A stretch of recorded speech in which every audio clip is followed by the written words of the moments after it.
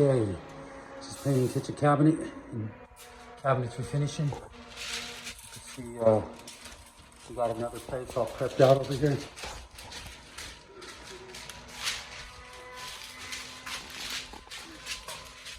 Got everything all scuffed up.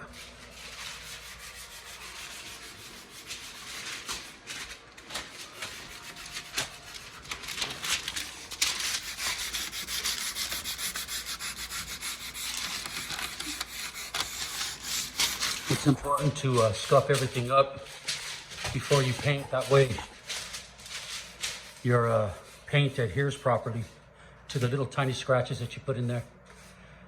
We use a special primer that really works well, and then it evens out over the sanded scratches. You don't want to use no more than no less than a 220. It's about as low as you want to go. Other than that, your scratches get too deep.